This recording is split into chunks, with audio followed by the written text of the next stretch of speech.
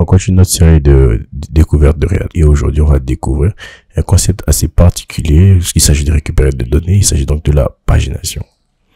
Donc, lorsqu'on a de nombreuses données qui sont sûrement dynamiques et on souhaiterait les récupérer de façon optimale pour afficher à nos utilisateurs, on va pas les récupérer tout d'un coup. On va pouvoir paginer et avoir un certain nombre de données pour chaque page. C'est ce qu'on va essayer de mettre en place aujourd'hui avec React Query et de façon assez simple. Donc, lorsque je prends déjà l'URL de mon API, je viens à ce niveau-là, je copie l'URL de l'API, je vais au niveau du navigateur, ici à ce niveau-là. On voit très bien que j'ai le post, le limite et j'ai la page 3. Donc, lorsque je mets underscore page, on peut paginer. Si je reviens au niveau de la page 1, voilà, on peut paginer. Donc, je vais effacer ici. On peut donc paginer. On voit très bien que si j'ai le dit tips, lorsque je suis au niveau de la page 2, on voit très bien qu'ici, donc j'ai un autre titre et une autre description. Donc la pagination marche très bien.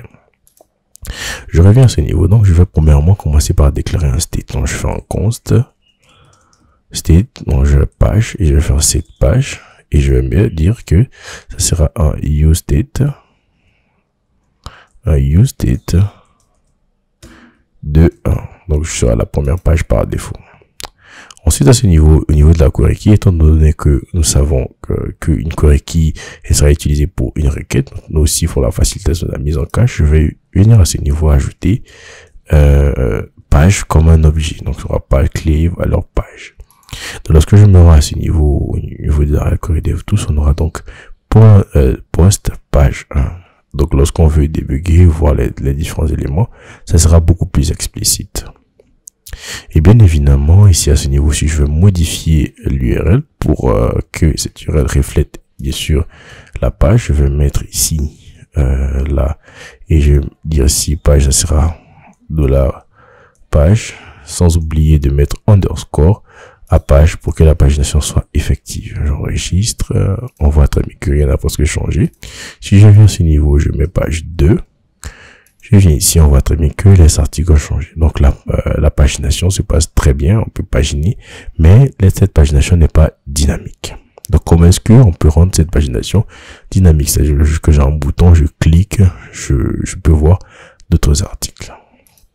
Donc à ce niveau, on va remettre d'abord 1. À ce niveau, on va créer un bouton qui va nous permettre de cliquer pour dire je veux voir une nouvelle page. Donc je vais fermer ici à ce niveau. Donc je vais avoir une div. D'abord, cette div là, je vais donner quelques classes. Width full pour dire que prendre toute la largeur, ça sera une classe flex. Justify center pour centrer le contenu et j'aurai une marge de 10. Margin Y de 10, marge donc verticale de 10.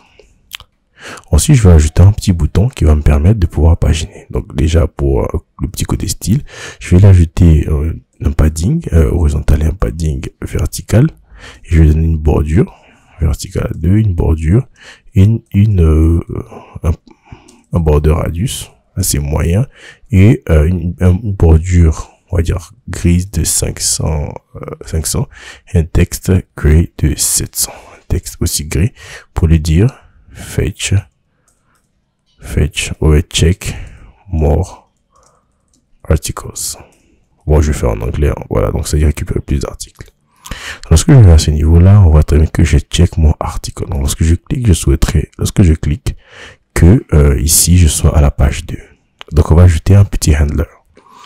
Donc, je vais venir à ce niveau-là, je vais faire un on-click et je vais dire handle page change. Voilà, ou bien handle paginate. Voilà, je vais faire ça en une ligne, mais on va aller pas à pas pour qu'on puisse mieux comprendre. Donc, je vais function handle paginate et je vais dire ici à ce niveau-là, bien sûr, tu vas faire un set page de la page précédente et la page précédente, bien sûr, tu vas faire plus 1, page plus 1 pour que ça soit la prochaine page. Et lorsque je vais à ce niveau, je viens tout en bas, que je fais check more article, on va mettre que les articles changent et le titre a changé. Lorsque je viens à ce niveau, je vais check more article, on va mettre qu'il y a un loading. Et si je viens au niveau des pages, on voit que j'ai page 2, j'ai page 1, j'ai page 3. Et les différents éléments ont été mis en cache. Donc, je vais fermer ici. Lorsque je fais check more article, on voit très bien que la récupération est faite, vu qu'elle est initiale. Et on voit qu'on arrive à paginer assez facilement avec React Query. Bon, le petit bémol ici, on voit très bien qu'on arrive à la fin, on arrive au niveau de la page 5, mais on peut toujours continuer de paginer à la page 6, alors bien qu'on n'a plus de données par derrière. Donc, qu'est-ce qu'on va essayer de faire? On va essayer d'abord de voir comment est-ce qu'on peut optimiser cette pagination-là, mais pour la pagination déjà, on a vu comment ça se passe, il suffit juste de changer le paramètre de la query key pour que la pagination puisse se passer, mais nous, on va voir pas à pas une situation en cas réel, comment est-ce qu'on peut optimiser donc cette pagination. Voilà, donc on a vu comment est-ce qu'on pouvait aller de l'avant, comment est-ce qu'on pouvait mettre en avant, aller de page en page, naviguer de page en page. Donc maintenant, comment est-ce qu'on va revenir en arrière? Donc on va, pareil, on va ajouter un autre bouton pour dire je veux revenir en arrière. Si donc ça sera next page, next, on va mettre ici next pour dire suivant. Et ici, on va mettre previous pour dire précédent. Voilà. Previous pour dire précédent. Voilà. Et lorsqu'on va mettre handle paginate, ici, on va mettre paginate à -1. Donc ici, on va faire ici comme ça, handle paginate pour dire page -1. On est paginate -1.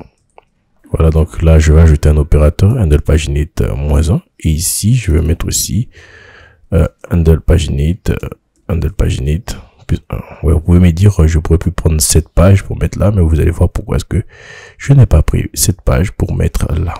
Donc ici, là, je mettrai juste au page operator. Voilà, et je mettrai plus page operator. Voilà. Donc là, si ça va faire plus -1 ou plus 1. Voilà, c'est tout. Donc là, lorsque je cherche ce niveau-là, je descends. Bien sûr, tout a été collé parce que je fais un center. Justify between. Voilà, j'enregistre. Et là, je next et je le previous. Donc là, je vais venir à ce niveau d'abord, rafraîchir ici. Et lorsque je fais next, on voit bien que j'ai les prochains articles. Lorsque je fais previous, on voit bien que je reviens au prochain article. Donc je vais faire next. Donc ça fait un loading, bien sûr, pour charger. Et je vais venir à previous. Voilà. Donc on voit très bien que j'arrive à partir d'une page à une autre. Donc je vous avais dit pourquoi est-ce que j'ai gardé le handle paginate. J'aurais pu mettre en cette page ici à ce niveau. C'est bien parce que je souhaiterais remonter tout en haut de la page. Donc je vais faire un window.scroll tout top. C'est que je veux aller tout en haut, scroll to. Et je vais faire scroll to top à 0. Voilà. Je veux remonter à chaque fois que je pagine pour aller tout en haut. Lorsque je vais en haut. Lorsque je fais un next, je remonte. Lorsque je fais un previous, je remonte. Lorsque je fais un previous, je remonte. Voilà. Donc là, on voit très bien qu'on arrive à aller jusqu'à la dernière page, à revenir jusqu'à la page précédente. Mais comment est-ce que, par exemple, si je fais previous encore, il n'y a plus d'articles. Mais je suis toujours en train de naviguer. On voit que j'ai page 0. Je peux faire encore page -1. Voilà, donc comment dire à nos utilisateurs qu'il n'y a plus de pages? Comment est-ce que dire à nos utilisateurs qu'il n'y a plus d'éléments? Voilà, donc pour ce faire, on va essayer de désactiver cette partie-là, histoire de ce qu'on puisse empêcher la page d'aller à la page 0 ou à la page -1. Donc ici à ce niveau-là, au niveau de button, donc je vais essayer déjà de faire ça comme ça pour pouvoir moi. Et puis je vais mettre disabled, donc ce sera désactivé si page est inférieure ou égale à 1. Voilà. Donc si la page est inférieure ou égale à 1, ça sera disabled. Donc je vais rafraîchir ici à ce niveau d'abord pour qu'on puisse être à la page 1. Et même si je clique, on voit très bien que rien ne se passe. Mais si je vais à next, on charge une nouvelle page. Je vais à next, on charge une nouvelle page. Je reviens à previous. On revient sur la page précédente. Si je reviens à previous, on revient sur la page précédente. Ici, je suis sur la première page, notamment, là, on reconnaît les articles, on voit bien que rien ne se passe. Pareil pour le next, on peut aller à la page 6, page 7, page 8, ainsi de suite, mais on souhaiterait que lorsqu'on dépasse peut-être la page 5, et quand c'est qu'il n'y a plus de données, on souhaiterait s'arrêter là. Par exemple, là, on sait que il n'y a plus de données, on ne sait pas la page suivante s'il y a des données ou pas. Donc pour ce faire, il y a une petite astuce pour cette API-là, mais Mais pour votre cas, ça peut être différent. Vous pouvez avoir par exemple des métadatas au niveau de réponse de votre API, je supprime ceci. Donc là, vous pourrez les utiliser pour faire ce que je suis en train de faire là. Moi par contre, vu que j'ai pas de métadata dans le retour des API, donc là, je fais avec le moyen de bord. Donc ici aussi, ça sera disabled si on constate que le page, si on constate que le post data length est égal à 15. Voilà. Non, est différent de 15, inférieur à 15. Ça veut dire que si on a une page où c'est inférieur à 15, ça veut dire que probablement il n'y a pas de suivant, quoi. On peut se retrouver s'il y a une dernière page qui est à 15, on ira à la page suivante. Mais si par exemple on a 14, 13, ça veut dire qu'il n'y a pas forcément de prochain. Donc si je vais à ce niveau là, je vais ici, je vais next. Donc là on voit que next n'est plus possible. Je reviens à previous. Et là on voit très bien que previous n'est plus possible. Donc voilà, donc on a pu mettre en place un système de pagination assez facilement avec React Query, juste en mettant à jour la query key, et React Query plutôt va récupérer par derrière tout simplement tout seul comme un grand les différentes données avec les différentes pages. Et nous, par derrière, ce qu'on aura à faire, c'est mettre à jour l'URL et pour dire React Query, pour cette requête, voici l'URL API. Pour cette requête, voici l'URL API. Voilà, donc c'est tout pour la pagination avec React Query. Donc c'est vraiment très simple. Pour mettre en place la pagination avec React Query, il suffit juste d'inclure les informations de la page dans la query key. Et évidemment, au niveau de la query function, de pouvoir mettre à jour l'URL de la page. Nous, on a fait cela en se basant sur cette page. Vous aurez pu faire autrement, mais il s'agit juste de mettre à jour ces deux éléments et vous pouvez paginer vos données aussi facilement avec React Query.